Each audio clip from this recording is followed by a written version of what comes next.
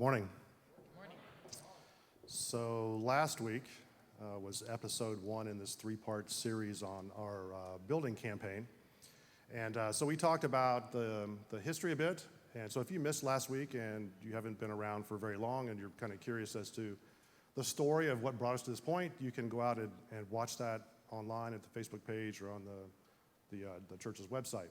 And so I encourage you to do that if you're not really familiar with the history of this fellowship, what brought us to this point. And then we also talked about a lot of the work that the committee's been doing to get ready for this campaign. And one of the things that we came up with is our 2-part slogan for this campaign. The first part, Stronger Together, which says that, hey, when we all pull together on a particular task or a particular mission, then we're stronger, okay? And then the second part, the Improving Our Reach, which is the thread that needs to run through all of this, all of our decision-making. This needs to be the filter that we run everything through. How are we improving our reach into our community? And specifically, since we're talking about a building, how do we reach the community that we're able to bring onto our campus?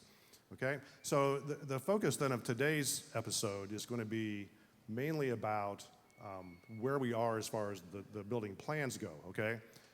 And so I'm going to get the first question out of the way right off the bat, because I know that this is the question that's on everybody's mind. And so let's just get this settled so then you can focus on what I'm saying after that, okay? And so, of course, the question is, what color is the carpet going to be? Okay?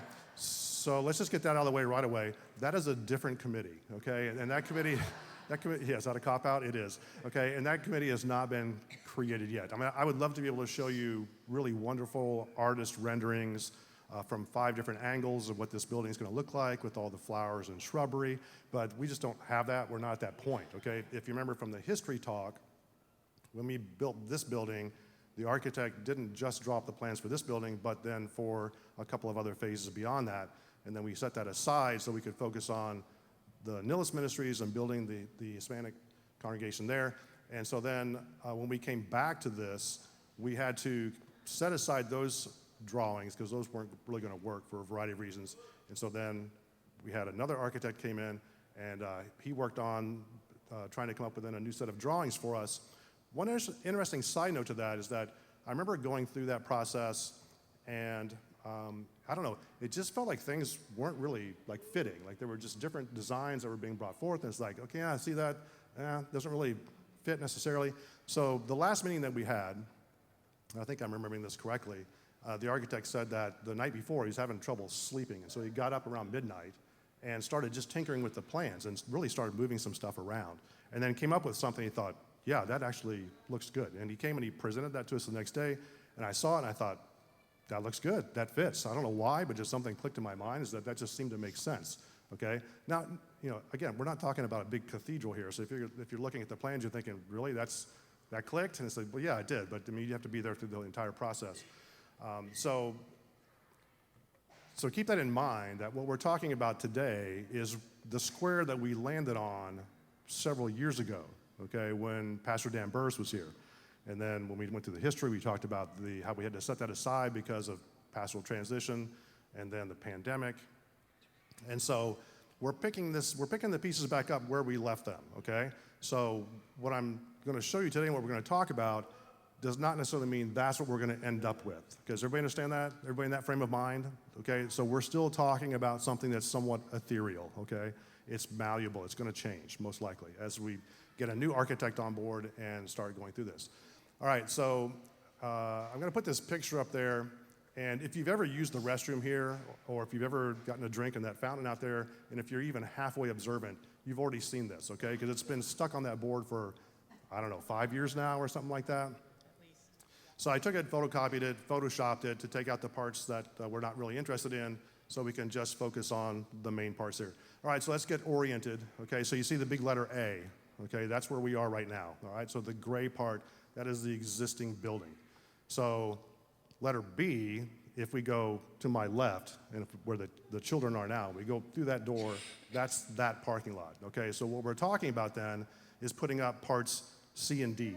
Okay, so you can gauge by the size of this building. We're looking at something that's fairly comparable to the size of this building, and being tacked on to that part over there. So from about the middle part of the kitchen on out to where the playground is, okay? So part D would be like a foyer space, and then part C would be a multi-purpose space, okay, where that would be where we would set up for services on Sunday. There's this book that I've been rereading, and I'll probably talk about this some next week. And there's a quote in this book by a pastor that's fairly well known, and said that something to the effect of, we've landed on this place that we did not want to spend money building a building that was only going to be used once or twice a week. And that really resonated with me. Okay, I thought that makes a lot of sense. Okay, we want to build a building that we can use a lot. Okay, 7 days a week. That would be awesome if it was a building that we could, have ministries going on 7 days a week. So that's going to be, again, sort of the thread I think that goes through our design process as we work on that part of the building.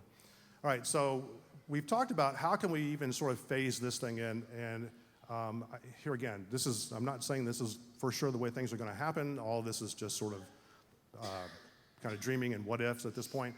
But it would be nice if we could even do this part in phases. First phase being get the walls up, get a roof on it, make it habitable, okay? So in other words, the restrooms would probably go in, because I understand that's a big need, okay?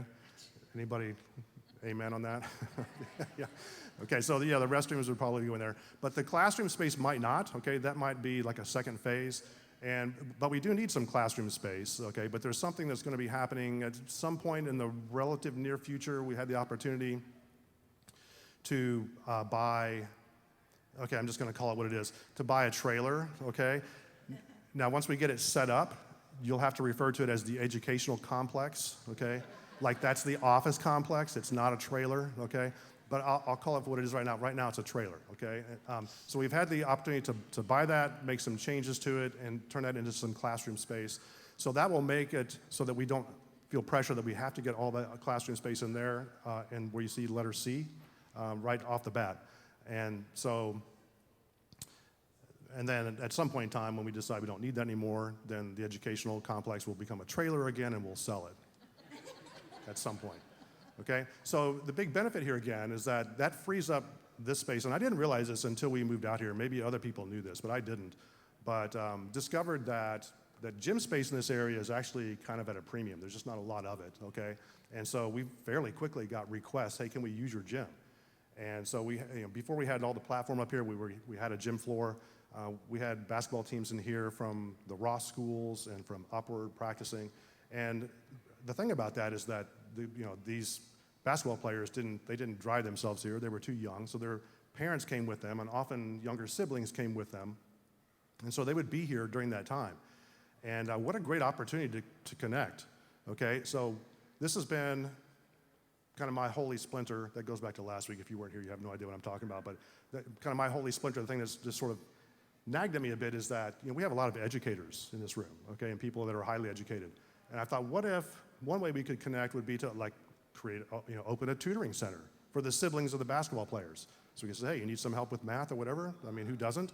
And so, yeah, we have people who can do that, who can help your kids with that. Just an idea, but that's really your assignment moving forward, is that you're thinking about these ideas, okay? So we're going to have the ability to bring more and more people to our campus, but what are we going to do with that, okay? How are we going to connect with these people? Because, I mean, getting them here, that's not it, right? That's not the end game. The end game is how do we connect with them, and how do we reach them for Christ, okay? That needs to be the end game. So be thinking about that, praying about that, and just would love to hear your ideas in that regard. All right, so next week, final installment. So we'll talk about the financial side of this equation. All right, so I'll be back.